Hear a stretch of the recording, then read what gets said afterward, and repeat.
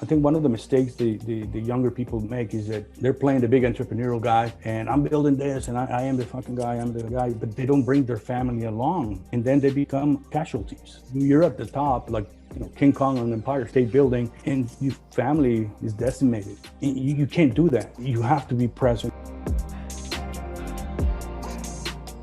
Awesome. And we are back rolling with another episode of the Dedication to Excellence podcast. I am your host, Eugene Tamampos, on Instagram at _Eugenius, alongside my co-host, Dustin Reyna at Dustin Reyna, who as of yesterday has gone viral. What's up, man? How are you adjusting to fame?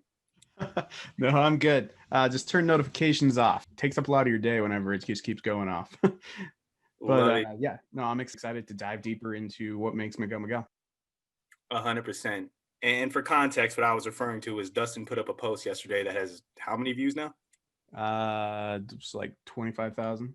25,000, which is like an 8,000% increase in your view percentage or something like that. So anyway, keep pushing out good content, guys, and eventually you never know what's going to capture and hit and build you an audience. So hopefully we can leverage that fame here, Dustin, to help grow the pod. But anyway, for those of you listening for the first time, the purpose of this podcast is to not just inspire and motivate, but to give you real actionable steps and operational strategies from high achievers who have actually done the things we'll be discussing with them. Because guess what, folks? Once you're excited, you actually got to go do some shit. On today's show, we have yet another rock star, Miguel Garcia, aka the Arete Syndicate Godfather and host of the Godfather Chronicles podcast, where he discusses topics such as life, marriage, parenting, business, all topics he's very qualified to discuss, as over the last 30 years, he has built 6 businesses across various industries: cosmetics, apparel, firearms, basement fire escape systems, supplements. I'm sure I'm leaving some out. And 3 of these businesses he has exited. And he is currently building a 7th, all while raising a family of 15. Yes, you heard that right. 15 kids. He's also overcome some major adversity, having lost 2 of those children and almost losing his wife during childbirth. But he stayed strong. He's overcome. He's a man of faith. He's a patriot. You can follow him on Instagram at MAGPatriot. And of course, be sure to tune into his Godfather Chronicles podcast. So Miguel, we are excited to have you on and get the story behind the story, man. Welcome to the pod. Thank you very much for having me, man. That was an awesome intro. Sheesh. Yeah, I read it. I read it just like you wrote it. Yeah, I'm like, did I really do all that stuff? Apparently you did, and I'm excited to hear how you did it. So Miguel, please take us back to the beginning of the journey. Before you were building big organizations, both in the home and outside of the home, of course. What was your upbringing like? Oh man, well, I was born in Mexico, and we migrated to the States in '77, and we lived in Chicago for about 20 years. And during those 20 years, I was doing a lot of stuff that I shouldn't be doing, I guess, hanging around with guys. And I dropped out of high school. But I dropped out of high school because I didn't want to get involved with the gang scene. And my mom would have killed me anyway. But it was really getting ugly. And I figured I better drop out of school, because otherwise I'll end up joining a gang, and God knows where I'm going to end up, because once you go there, it's hard to get out. Then I, found several jobs and ended up being a computer operator, then got promoted at programmer analyst. Then I married my wife. I'm going kind of fast with this stuff, man, because it's 37 years of experience. So so I was a programmer analyst in Chicago. Then I moved to Kansas because, again, I was surrounded by not so good of an environment. In order for me to raise my family right, I needed to find the right place. It's just like a plant. You got to plant it in fertile soil so that it yields the fruit, right? Yeah. And so it's the same thing with the kids. I mean, my children were getting exposed to things that I didn't want them to be exposed. So if I may ask, how old were you when you got married, and how old was the first kid, and kind of how did this all line up in the time? All right. Well, I was 12 when I got married. No, just kidding. I was 21 and my wife was turning 19. That was in 1984. And first child arrived the first year of our marriage. She struggled a lot with that pregnancy, and she was in the hospital like 5 weeks during their pregnancy. It was pretty tough. Then the next child arrived 11 months later, and then she had a miscarriage, and then I had my first son. The two first children were girls, and our girls, and then we had a miscarriage, and then my son, and then after that it was like every 2 years that we had children. We have a set of twins with Down syndrome. They're 12 years old right now, but it's a riot, man. So then we moved to Kansas in '95, and I was a network operator for a PC network. You know, you probably don't remember this, but Novell Networks, look it up. You know, believe it or not, dude, man, I started in the computer industry in 1980 when the PC came out. Size of a room. It was the green screen Yeah. PC. You know, it was, and I was in the forefront of the whole thing, man. It was really awesome. And I got there by the grace of God because they offered me the job, and I said, "Yeah, I'll do it." And they go, "Yeah, we'll send you to school. Don't worry about it." And I'm like, "Okay." So they pay for my school. So it was pretty cool. Yeah. So I moved to Kansas, and I was a network operator. Then I started working for a company that did telecommunications training worldwide out of a little town in the middle of nowhere, Kansas. At that time, we had 2,200 people, and we were a global company. And the guy was very entrepreneurial, and so he had a lot of incentives. Then I realized that I was like, man, you know, I really like the incentive programs because, you know, I get what I put in. And so the first year I tripled my salary, and then I realized that I was able to figure out things methodically, because I think my programming background helped me be a little more logical. And then I realized I was a good problem solver, and I'm going, okay. And so they kept throwing problems at me, and like, for instance, one of the problems was that we had 100 instructors flying all over the place, and they had a calendar, and this girl was scheduling all the classes on the calendar in a whiteboard. And it was driving her nuts because something changed, and she had to go figure out what, you know, the other things that changed along the way. So they asked me if I could fix the problem. And I said, yeah, give me a programmer, and, you know, we'll figure this out. And so sat down with the programmer, and we looked at the logic. And so we were going, okay, give me the zip code of the seminar. Okay, who's the closest instructor around this zip code that is qualified for that class? Well, this guy. Okay, he's only 2 hours away. Great.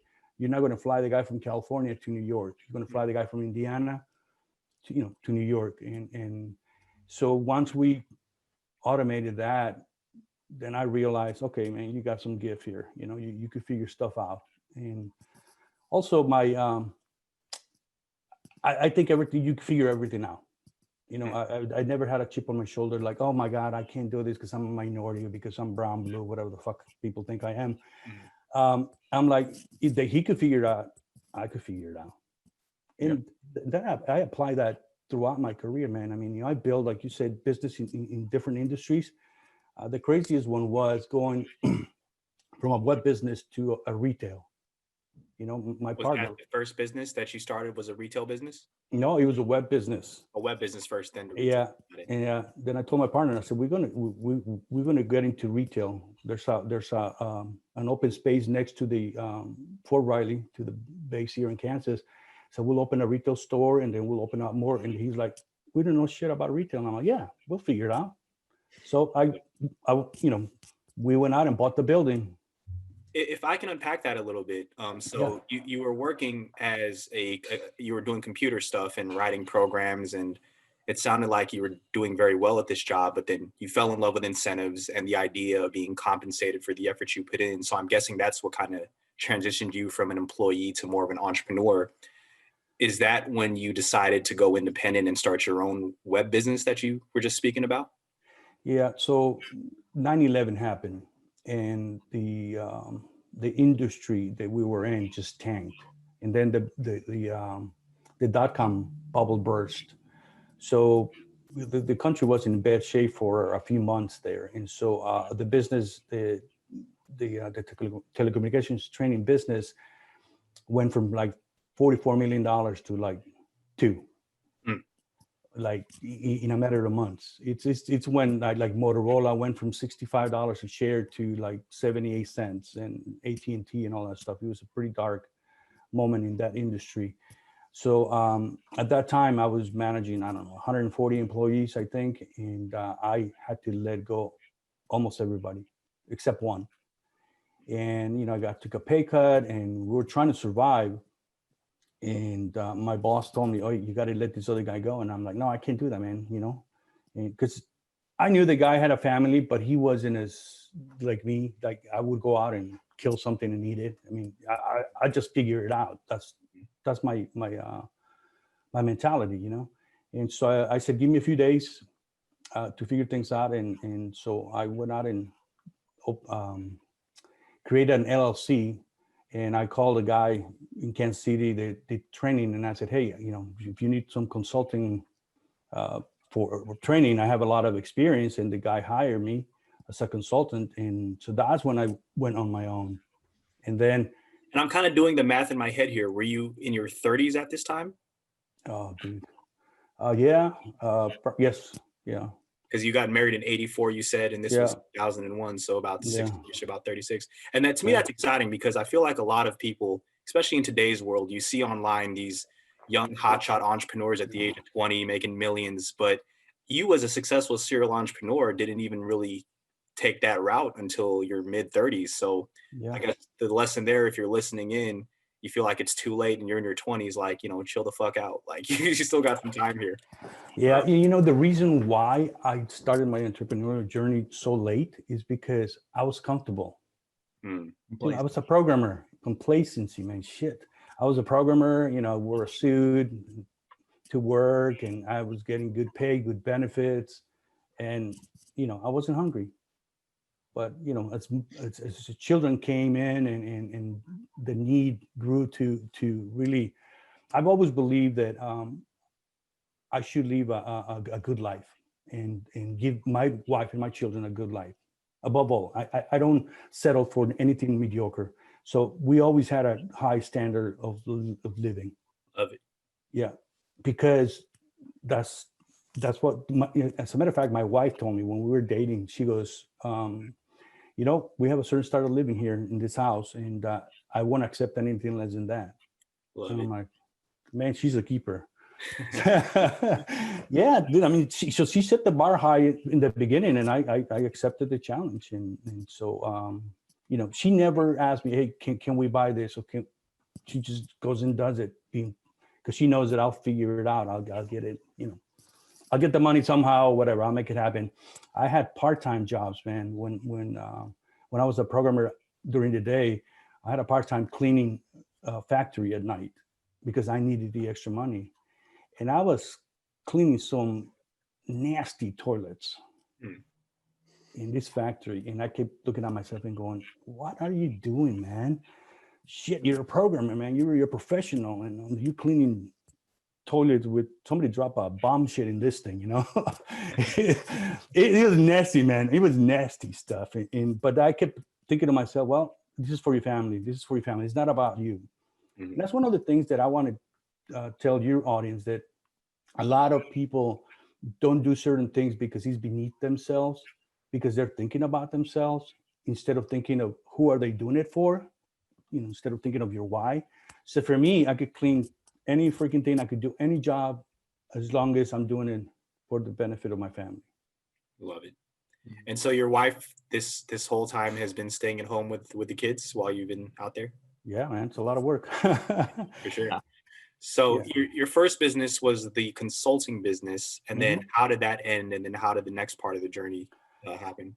So on this consulting business, I learned how to do, you know, dial for dollars. I had to call small rural telephone companies and try to get them into a seminar. And so I figured out that if I made 100 calls, my closing ratio was 10%. So I had to get 10 students in each class. And so I knew I had to do 100 phone calls. And so I would diligently do 100 phone calls and talk to people and all that stuff. And the programmer that helped me build that calendar in my previous company started a little web portal of tactical gear. And then, we used to talk a lot with good friends. Actually, I'm his godfather. He converted and I'm his godfather. And so he asked me, he goes, hey, can you help me take this business to the next level? And I'm like, sure. So we got a new phone. I put it in my office and I was answering 2 phones for 2 different businesses and running those 2 businesses at the same time. And the telecommunications training was going really well. I was making over 6 figures, but the tactical gear started growing. And then I landed a contract in 2004. It was about $500,000.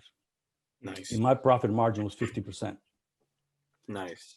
So this is really interesting because I had a lieutenant reach out to me on email and said, hey, can you give me a quote for all this gear? And I'm like, I'll give you the quote because it's a lot of stuff that we didn't carry.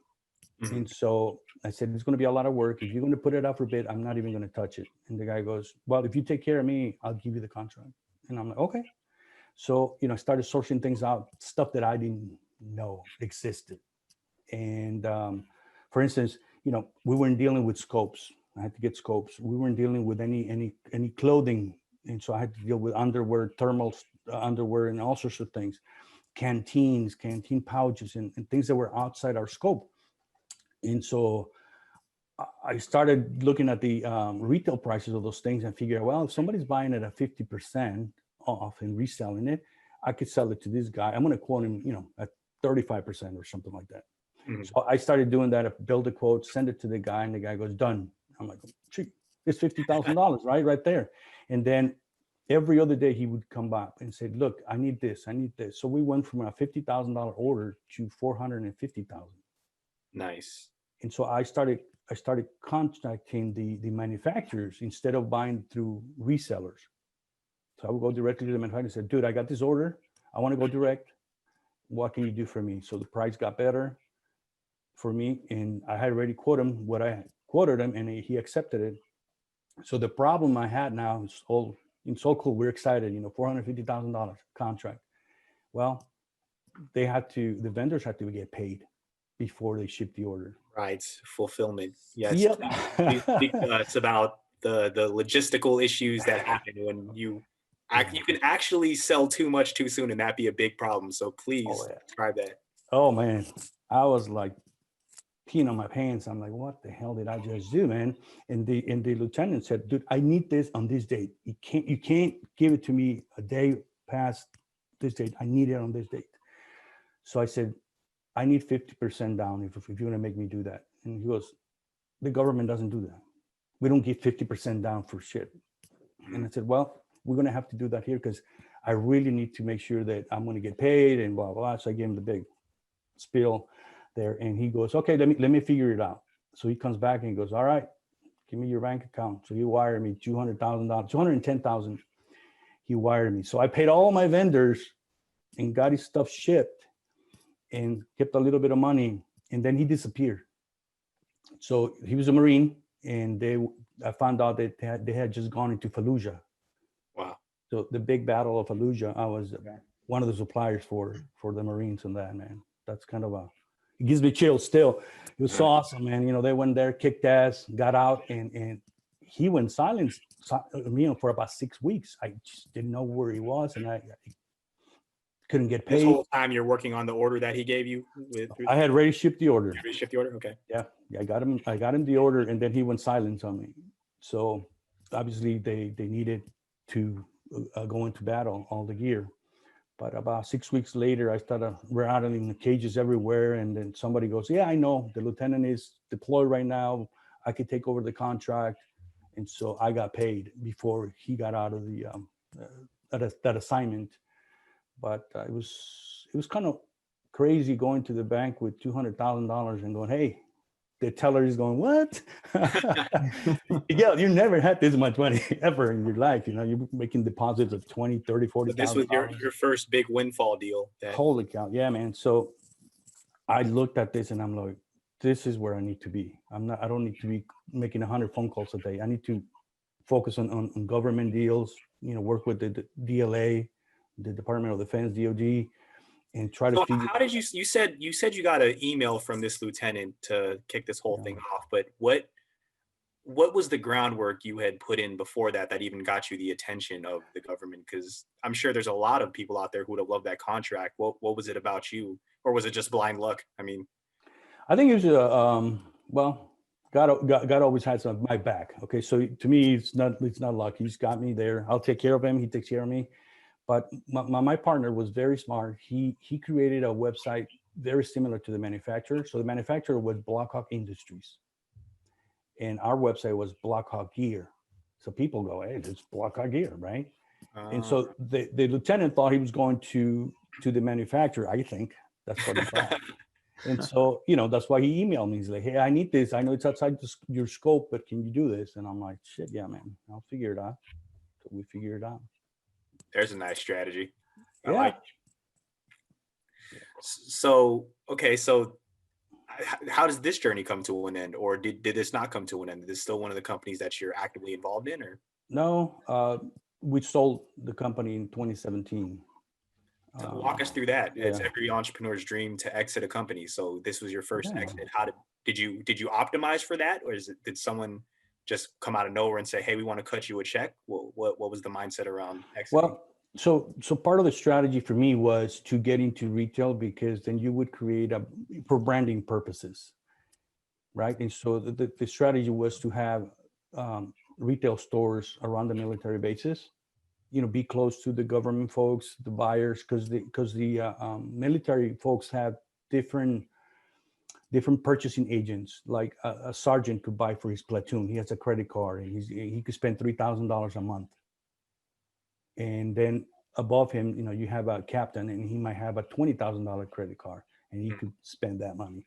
And then you got the brigade buyers, and they could spend hundreds of thousands of dollars. So I wanted to create brand awareness. And so I told my partner, I said, we're going to go retail. We're going to do retail. So we did retail.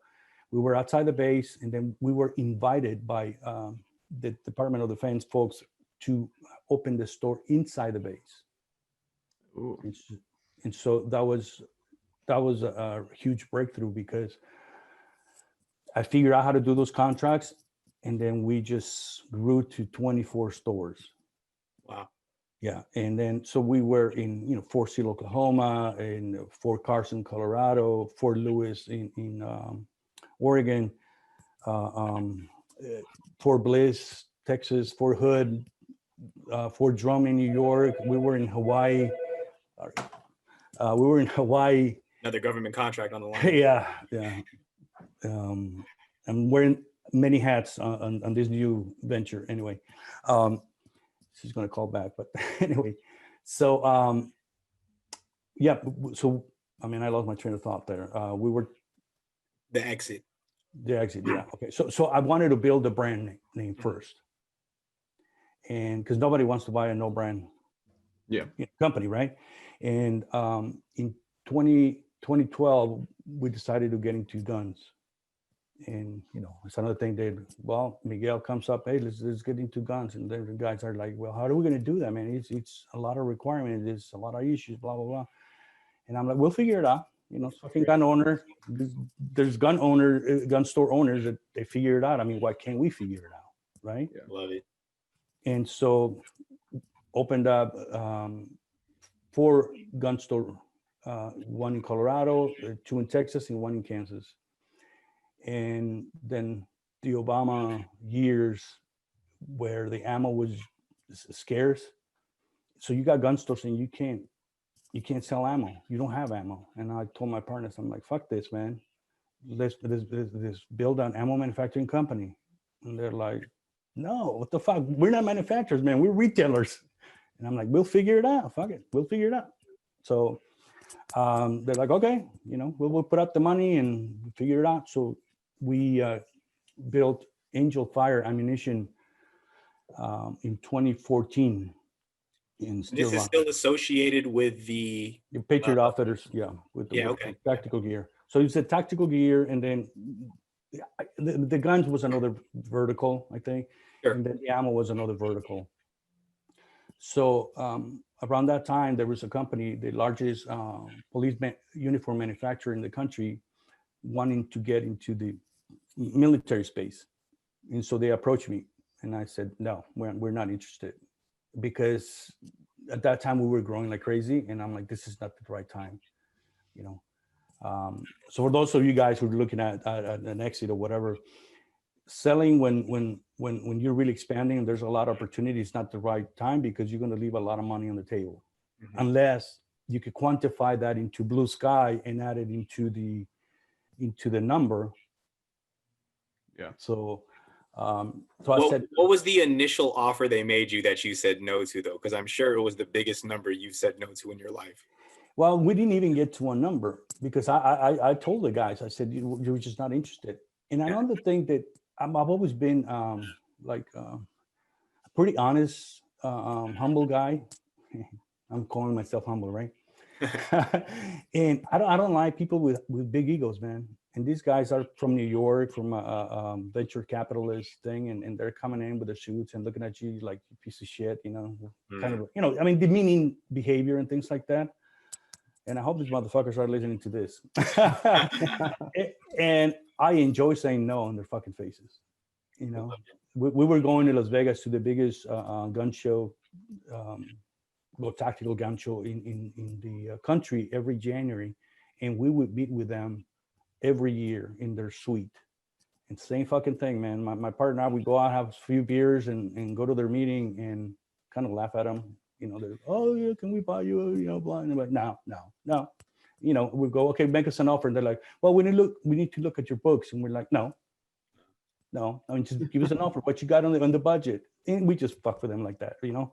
So 2015, I think, was a year where we almost lost the company, because at that time we were selling, our main product line was tactical boots. So think about this. The soldier is getting a pair of boots issued to them from the government. And these boots are about 3 pounds.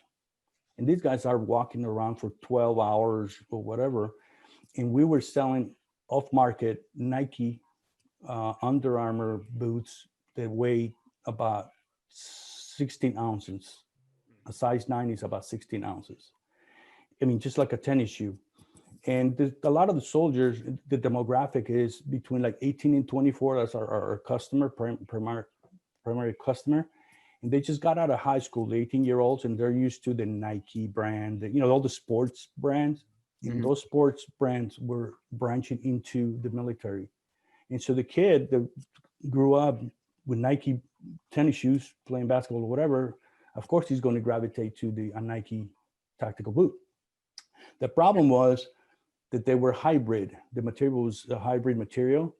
It wasn't 100% leather, cowhide leather, which is what the regulation stipulates. So everybody was ignoring that regulation because the boots are so light and they were better for the soldier. But one of these days, some fucking general, 3-star general, decided that, fuck that, I'm going to turn off the switch. And it is like they turn off the switch. It's like, click, no more hybrid boots. They have to be regulation. Wow. And it's like this, man. I mean, it is like a light switch. And so we had millions and millions of dollars of inventory of this stuff. And what do you do now? It's like shit.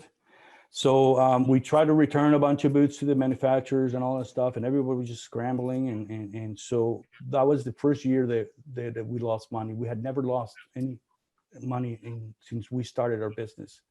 So come 2016, these guys, we go to Las Vegas again, we meet with them, and they're like, do you want to sell? And we're like, all right, just think about it. And I said, under the condition that you're not going to look at that year. You can look at you're not going to look at the revenue on that for 2016. Yeah. Got it. Because it's an anomaly. I said, you got to look at the trajectory where we were, and we'll figure it out. We'll negotiate it. And they're like, okay, fine. So I agree. And so we met with them. We gave them, our financials, and they looked at them, and they said, okay, we want to give you an offer. And I said, okay, but they wanted more information. And I said, no. I said, you have enough information to make smart decision. I said, if you're in the ballpark, we'll continue with the conversation. If you're not, then that's it. We're not. So I had a number in my head, and my partner and I were in Hawaii because we had a store in Hawaii. So they called us up, and we had the meeting, and I said to the guy, okay, what's the number? And the guy gave me a number, and it was $1.7 million more than I had in my head. Nice. So he goes, well, what do you think, Miguel? And I said, well, you are in the fucking ballpark. Tell you that much. just letting you know, barely at the entrance, but you're in the ballpark, right? And so we continued the conversations. And so now for us, we were doing other things. I wanted to launch a coffee brand. So I mean, think about think about this, man. I have 24 stores. I am in an intranet a web portal of the DoD selling my stuff as well. And we had a regular website. So I have a huge distribution channel, and I could just plug in products, right? Mm-hmm. So the soldiers drink coffee. So we knew some monks in New Mexico that sell really, really good coffee. And they're like, we'll just sell you the beans and you package them and distribute them. And so we were developing Patriot Roast coffee.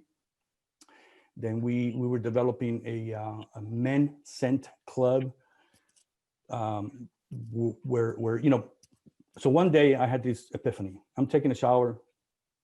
Don't picture these guys, all right? I'm too late. And too late. And I look at my hand, and I got this fucking pink soap in my hand, dude. I'm like, what the fuck? It smells like a flower. I'm like, I'm a dude, man. How did this happen? Yeah. So, well, how did that? Exactly. Women do the shopping for that. And so, I'm looking at the shampoo, and I'm looking at all this shit. It's all this girly, and it's like, no wonder I cry once in a while, I get all teary up when I'm watching movies with my girls. Anyway, no, just kidding. But you're not kidding, but it's fine. Yeah. So I'm like, fuck that shit, man. Manly men need manly products. And so I pitched that to my partners, and they're like, yeah, let's do it. So we started creating a company with manly soaps, and we were going to go into other manly products, subscription based. So we had all these things going on, and this company said, look, we're only interested in the non-gun retail stores. We're not interested in the ammo, because they're from the East Coast, and they couldn't, I guess, sure. Guns and ammo is ugly or something, Yeah. So we're like, okay. I was going to sell them the guns, ammo, and the retail stores for that amount, but they go, we don't want the other stuff, and we're like, okay, we'll keep it. Wow. So you got to keep a good portion of your operation, but still fix it. Wow. Yeah. And so we're like, okay. I would hate to be on the other side of a negotiation table. But they had their plan. The way those private equity firms do math, it'll baffle you. It's just fucking crazy. It's like, for instance, I know I'm jumping all over the place, but just to illustrate the fact that their fucking math is different than our math. So we sell the company, and we had $2 million almost of dead stock. Okay. And we're doing the accounting at the end of after they bought us out. I ran the company for 1.5 years, but during that time we did an assessment or where we were, and they said, man, Miguel, your EBIT is 30%. And I'm like, what the fuck is 30%? It's not. And they're like, and I said, hold on a second. How do you count in the inventory? He goes, oh, we're not counting the old inventory. It's just new inventory. And I'm like, yeah, but you still have $2 fucking million of old inventory. And they're like, no, we're not counting that. I'm like, oh, okay, fine. I'm doing 30% EBITDA. Great. I'm a fucking king here, So it's like they were able to write off $2 million and start from scratch and make the numbers look like they were awesome. Yeah. So again, their math is totally different than our math. So Private equity math. Yep. Yeah, private equity, man. It's not their money, so they do stupid stuff with that. Anyway, yeah. So so we started focusing on just Patriot Outfitters, the business, and we dropped everything else that we were doing. The ammo was still running because he was a very viable business in the gun store, and so when we sold it, we closed on September 12, 2017. We went through a hell of a due diligence process. I mean, they'll look at everything that you have, everything, and they look at every single expense and all that stuff, and we're going back and forth, recasting stuff into the main number, because we had a number, but the number could shrink or grow based on certain things. Like there's a lot of owners that they have an extra house, and the business is paying for it. Well, they're not going to pay for that shit, So they'll sell it to you, and so the value of your business is less because you're not counting on that asset. So it's just different stuff. Sure. So we went through that and finally came up with a number. During that process, we had a competitor that came in, and we lost 2 contracts. For competing acquisition? Oh, for the products. Yeah, products. And so we lost 2 contracts worth $3 million, like within 6 months. So our number dropped, and I told the guy, no, fuck no, man, no, you can't just drop the shit. We were talking about this stuff, and you were distracting us, blah, blah, blah. So we had a conversation, and they said, okay, Miguel, we'll put it as an earnout. As an earnout, they would give me the opportunity for about six months to a year to recoup that revenue on their dime. So because once they bought me, I'm on their dime, right? Right. Yeah. But they were giving me enough time to recoup that. So sure enough, man, I got them. Actually, maybe if you could walk our audience through that. So when you get acquired, a lot of times the stipulation is you stay on board for a certain amount of time, right? Yeah. So how was that structured with you? What was the agreement there? Because I was the contract guy, the sales guy, the marketing guy. I had all the relationships. They offered me a job. They asked me if I would stay, and I didn't want to stay. I said no the first time because they're all corporate people, man. I'm not. I want to work with somebody that I like, that I enjoy, and all that stuff. And then the COO came in to me and said, "Look, I'll give you whatever you want. You stay around. You could start a side business if you want, as long as you give me the numbers. I'm fine with it." And I'm like, okay. He goes, "I will give you the tools and leave you alone." I said, great, awesome. So I ran the company, just reporting to him once a month, like I was running it before. But I had all the money I wanted for inventory and to try different things. Like I was doing mobile stores, like where so the soldiers go for training. There's a training period, and they go to a base, and then they build up this little training facility. Well, I would go on there, rent a trailer with a generator, and turn that trailer into a retail store, and you have a confined audience there, and it was really good. The profit was really, really, really good. And so I started putting those together because I had the backing of their money. So my EBITDA numbers grew quite a bit. It was really, really, really cool. So at the end of my contract, they asked me to stay another for a little longer till they found my replacement. So I stayed for another 6 months, and I was killing it. I was doing really, really well for them. But then they had the CEO that I had an agreement with retired, and they brought this young guy. I'm gonna say his name. No, just kidding. He's cocky little bastard, man. Just I met him the first fucking time in Fort Bliss, and I'm there with my employees, and he comes in with all with suit and all that shit, and arrogant as fuck, and we're having a conference call, and my boss, my current boss, had a bottle of water, and I had a bottle of water, and so this guy, he just met me, and he looks at me, he points at my water, and he goes like this, like, "Go fetch me a water, boy." And I fucking looked at him, and I go, "No." So continue the meeting or whatever. So we go out to dinner, and then he goes, all right, so first impressions, Miguel. And I said, well, you're a fucking arrogant person. I said, I don't think I can work for you. Wow. My boss is like, what the fuck? And I said, dude, that doesn't go with me. I said, you know, you got to respect me, or I won't respect you. And so, you know, we got into it a little bit there and all that stuff, and he apologized and all kinds of shit. But the relationship was never a good relationship. He was looking for a way to just get me out. And I kept giving him shit all the time because everybody was sucking his ass. And I'm just not like that, man. I told the guy, I said, I'm not going to kiss your ass, man. I am not. I said, I'll do my fucking job. Give me the goal. Give me the resources and stay the fuck away from me. And I will get you the number that you're looking for. So yep. I was ahead of my number when I left. So they gave me a bonus to stay. It was a $50,000 bonus if I stayed. Well, because when you sell a company, which, you know, feel free to share that number. I'm sure the audience is in suspense as to what that number was.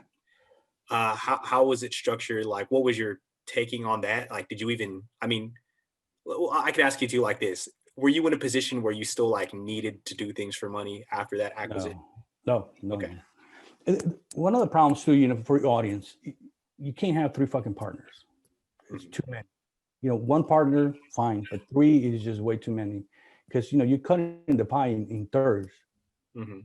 And, you know, out of the 3 partners, 2 of us were killing it, and the other one was kind of more relaxed. You know, it's personality or whatever, but, you know, I was making shit happen, and my other partner was making shit happen, and the other guy was just in cruise control.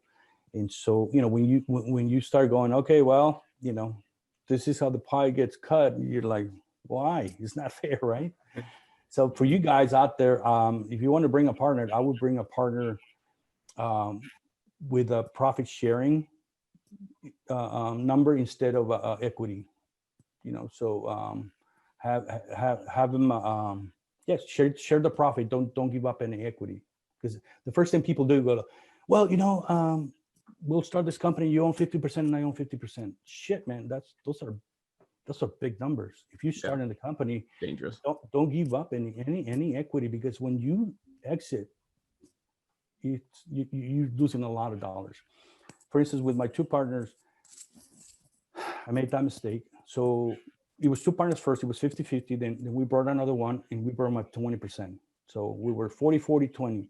And then the 20% guy worked really hard, came one day, we're drinking. And he's like, dude, I don't think it's fair. You know, I'm doing this and I'm doing that. And you know, I'm a minority partner. It shouldn't be that way. And my other partner that was very relaxed goes, yeah, I agree. And we're like, so we're going to split this into 3s. And so I'm going, hold on. I just got diluted like out of nothing. And I can't vote on this shit or whatever. Yeah. And, you know, I didn't want to be the asshole, whatever. And it was like, whatever. Yeah, it's 30%. We're all partners now. Then when we sold, it made a huge difference. Man. So yeah, we got money, and I didn't have to work anymore. I could live a modest life if I wanted to. But then again, you know. But what was the kid count at this time? That's what I was going to ask. Yeah. Yeah. Wow, 17. Shit, man. I think we were done. 17. I don't know, man. Don't ask me this fucking. My wife is gonna. My 2 months ago. My wife is gonna listen to this. Gonna go. You don't remember that Enrique was born in 2016 or something? Yeah, Dustin makes it great. Dustin just had his first kid. I'm sure Dustin has some parenting questions here. Dude, keep notes. You're on another level. Keep notes. Put the birthdays in your calendar and all sorts of things. Put reminders. I've got 12 nieces and nephews that without reminders, I don't even know their birthdays. I don't know their ages. I don't know nothing anymore. Yeah. So we were done. 2008 we had the twins, and then 2009 we had our last child. Got it. So your first exit happened after you had all the kids. Yeah. And then where did life take you after that exit? So I started running the company, and my partners asked me if they could buy me out of the other 2, because, you know, I was focused on running the company. So they bought me out of the other 2. And, you know, so, I mean, I had a good chunk of money. I was relaxing. They were paying me a pretty good salary, and, you know, all the benefits and things like that. So I was doing pretty good, and I was comfortable, and too comfortable. I was starting to get too comfortable. Then I started listening to Andy's podcast. I ran across his podcast for some reason. You can't be comfortable and listen to Andy. Oh my God, man. Yeah. To be honest with you, in the beginning, I was a little like, man, what is this fucking guy yelling at me? You know, nobody fucking talks to me that way, you know. And he's like, yeah, but that makes sense. But that makes sense. You know, yeah, Miguel, you're being a bitch. Come on, you know, you're giving up. You're settling for a modest life. Then I realized there's different levels, man, of life. You know, when you coach, you're building the business, you're flying coach, then you build a business. Now you could afford to fly first class. And when you're killing it, you know, you start flying private. And when you're really killing it, you buy your own fucking plane. I mean, so there's levels. Yeah. Is this where you had that shift where, you know, you started to see yourself in different levels? Yeah, definitely, man. I mean, I think my mind, I always had a strong mindset because I needed to have that in order for me to support my family. You know, I, honestly, man, you know, one of the things, if I have a very tiny regret, is that I've always been pretty focused and resilient, and I always have a sense of urgency on things. Shit's got to get done. You know, if I read something in a book and it resonates with me, I'll fucking stop reading that shit, because I'm going to develop that concept and how it applies into my company, and then I'm going to execute. I won't go back to. Too many people start, you know, listen to maybe a full podcast or even a full book or a full audiobook or something, and they'll just, you know, pick little nuggets out of it, but they get to the end and then the application process was never there. You know, you pick it, you take action, then you take action, then you take action. By the time you're done with that book, you've already taken action in every chapter. You know, that's what separates, I think, the people that succeed and the people that become those success zombies and the people that just consume and consume. Yeah. I think that the sense of urgency is the thing that turns off my wife the most, because if I got something in my head, it's like, I fucking got to get it done. I got to get it done. She's like, well, hold on, you can do it in the afternoon, man. When I was doing 75 hard, I did the first phase, the second phase, and I was going to do third. And she goes, no, you can't. And I'm like, what do you mean? She goes, no, you're a beast. We can't tolerate this stuff. I asked my daughter, I said, well, you know, your mom doesn't want me to do this. I mean, what is this? I'm a 2-year-old kid. She goes, Dad, you are a beast. Oh, he's like, I got to get this freaking workout. I got to read this, and I got to do this, and I got to do this. And if we're going somewhere, I got to fit my workout in between, or I got to do whatever it is that I got to do related to 75 hard. And they're not enjoying it because I'm, you know, I want to get it done. It's a sense of urgency. So with that conflict, how have you, I mean, I wouldn't say that you've maybe mastered it. I mean, maybe with 15 kids, you've mastered it, but how do you have that work-life balance, you know, in keeping up with all 15 kids and the family, as well as business? And if I could add another layer to that question, please, also mixed in the adversity that you've had to overcome, because that obviously having kids is going to require a lot of attention. But then when you add that additional layer of tragedy, how do you come out the other end looking as pretty as you do? Well, thanks for that compliment. Well, I'm going to start with how do I manage the workload with home, you know, the business load. And I've had a conversation with my wife from the get-go, and I'm like, look, we're going to have all the children that God sends us, right? Yes. Okay. So I need to work a lot.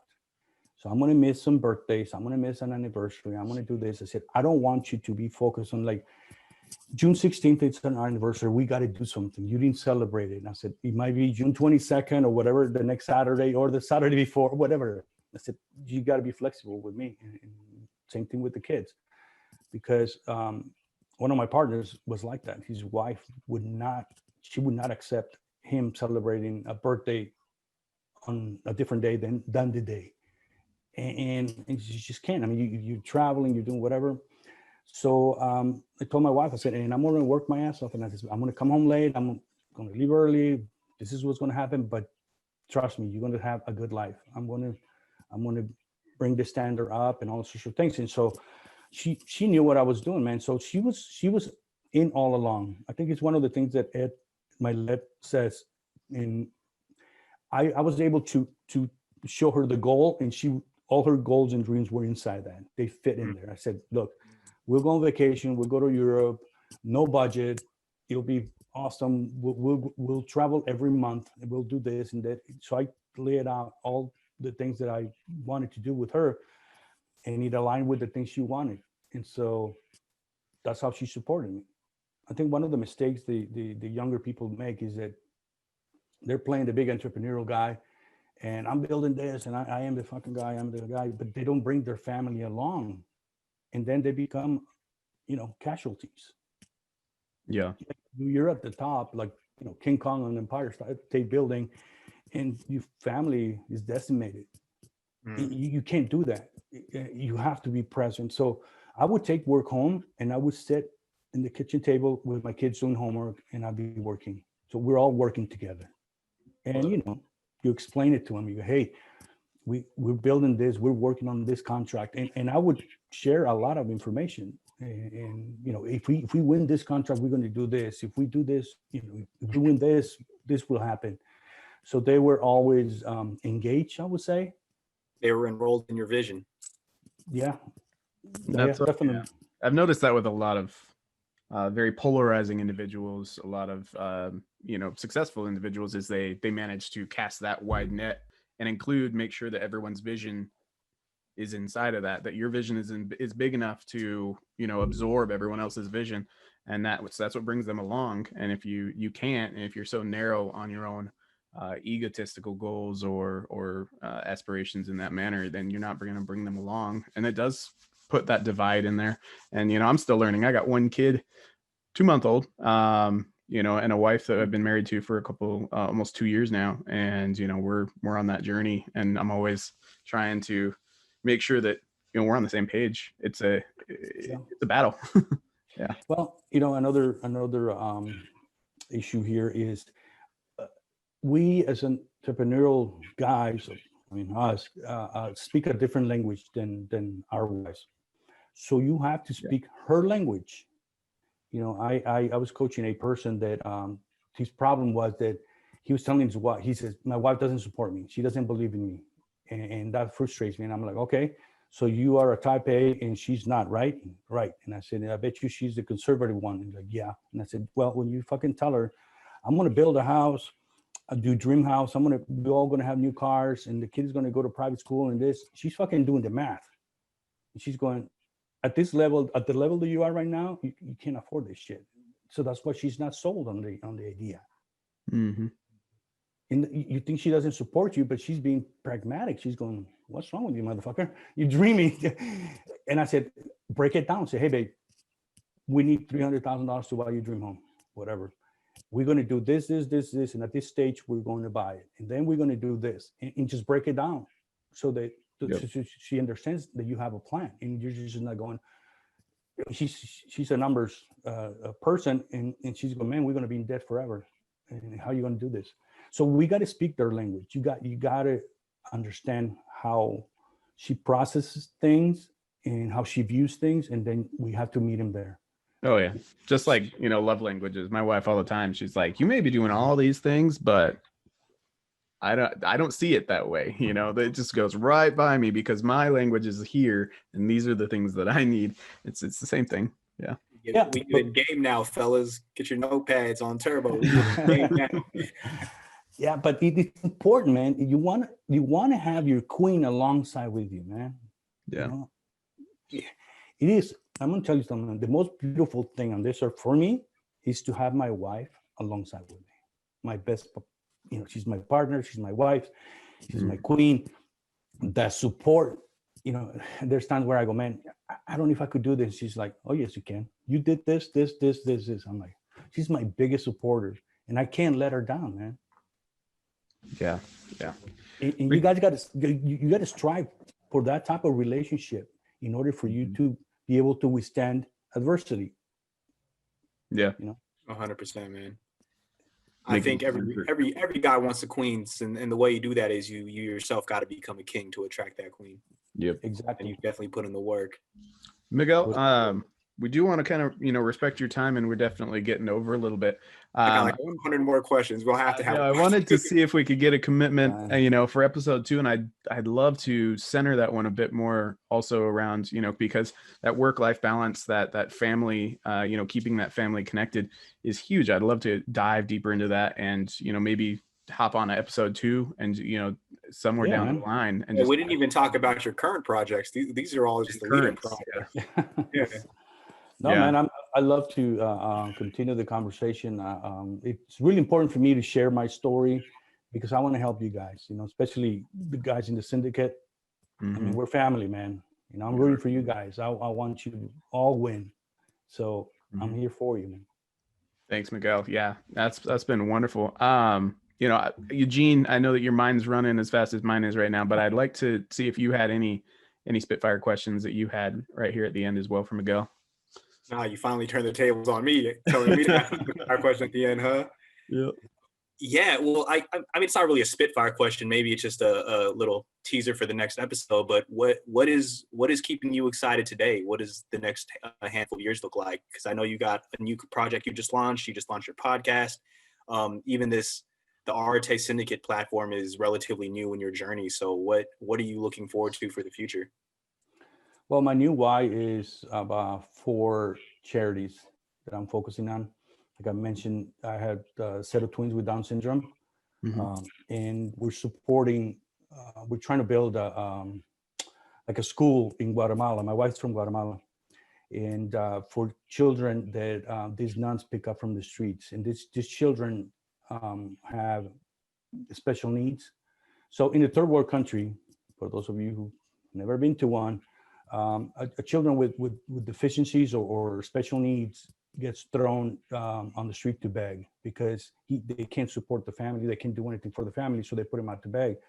So rain or shine or cold or hot, they're out there begging. And so these nuns look at the street kids and talk to the parents and adopt them and bring them into an environment where they cater to them. They take care of those kids. So that's really dear to my heart because I have my set of twins with Down syndrome, and people don't understand how hard it is to deal with that, especially children with autism. And I'll take a Down syndrome kid anytime. Autism is really, really much more difficult. So I want to take care of those kids, and so that's one of the charities. And we have 3 other ones, and that's my new why. I want to make a ton of money so that I could really impact the world and impact those lives, And that's amazing. And I think that's the evolution, or where the evolution of every business should be is, you're always for profit. Obviously you got to pay the bills and lights have to stay on, but turning a business into a for purpose business, or going into obviously the nonprofit sector and really everything that you've learned throughout the process to grow and move that's great. I'd love for you to send me over information about that, because I definitely love to learn a bit more. 100%. We're behind that mission 1,000%, brother. That's beautiful. Awesome. I'm excited to hear how that develops moving forward, as well as on the second episode. But wrapping up this first episode, being the Dedication to Excellence podcast, we like to end with our flagship question, and that is, Mr. Miguel Garcia, after all that you've accomplished, raising a beautiful family, building some awesome businesses and continuing to do so, in your own words, what does it mean to live a life dedicated to excellence? Well, I'm going to go a little faith-based on you here, but God said, be perfect as your heavenly Father is perfect. So your life should be it's a command, basically, to pursue excellence, and mediocrity should not be even an option. So, for me, it's be the best at whatever. I played several sports and I learned new sports, and I've always won because I figured it out. I wanted to be excellent. I wanted to. When I get into something, it's because I'm going to win. I know I'm going to win. I always bet on myself, and it's because of my commitment to excellence. Beautiful. That's great. Absolutely beautiful. Miguel, again, thank you so much for being on the podcast. I absolutely cannot wait for the second episode. Dustin hyped you up this whole time, man, and I definitely see why he did. So appreciate your time, brother. And one more time, where can people find you and follow your journey? Well, first of all, I want to thank you guys. This was very fun. I really, really enjoyed it. People can follow me at Instagram on MAG Patriot. Facebook, it's Miguel Godfather. And you could email me if you want at miguel@godfatherchronicles.com. Perfect. And of course, follow his new podcast, The Godfather Chronicles. I'm excited to hear how that evolves as well. But again, thank you so much for your time, brother. Thank you, everyone, for listening into another episode of the Dedication to Excellence podcast. If you like what you hear, subscribe, leave a review. We are on a tear right now soliciting reviews, because if we get to a certain amount, we can make this up-and-comers list and expose us to a much larger audience of millions of people. So I appreciate all the love we've been getting. On behalf of Dustin and myself, go out there, be excellent, like Miguel just said, and we will catch you on the next episode. Peace out, everybody.